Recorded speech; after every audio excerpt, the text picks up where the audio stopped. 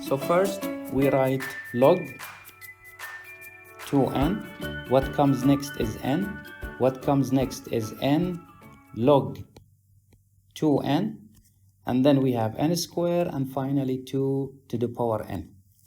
Now, how do we write symbolically the order of each of these functions? We use the letter, capital letter O, and we say O log 2n, O of n, O of n log 2n, O of n squared, and O of 2 to the power n.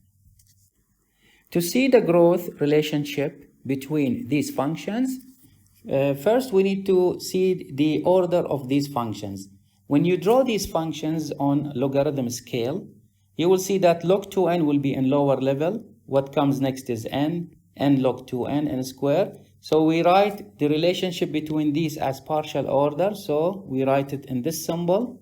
It looks similar to less than. So that means when you draw them, that log 2n will be in lower level than n and etc. So let's pick one of these order and explain the meaning of it. Let's go for O n squared as an example. Now, the order of n squared is in fact a set. And you know that for sets, they have members. So what are the members of this set? The members of this set will be all functions that are drawn as a graph in lower level than n squared, lower or equal. So what are the members of this set?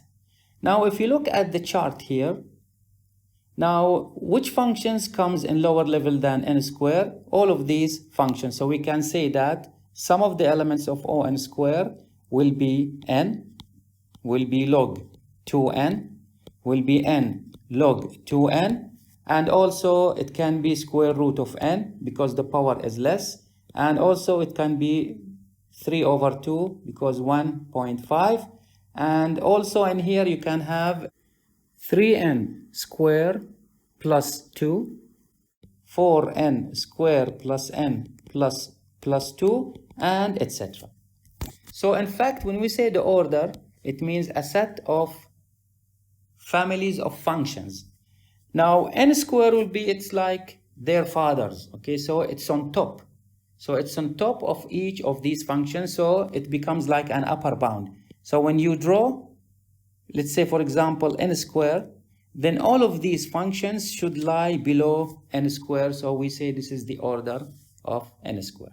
Now, if I ask you, what are the members for the order, for example, n, then any function grows no faster than n will be part of O of n.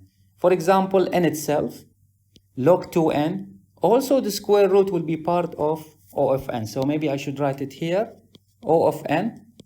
It can be 2n plus 1 because linear. So any linear function will be part of it.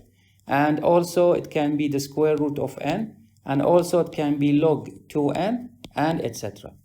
Also the order of 2 to the power n will include all of these functions because they will be drawn in lower level than 2 to the power n. So the question is how to prove that 2n plus 1 belongs to O of n. So how to prove that 2n plus 1 is part of order of n? How to prove that the square root of n is part of, which is a member of O n squared? So this is how we write it mathematically. Prove that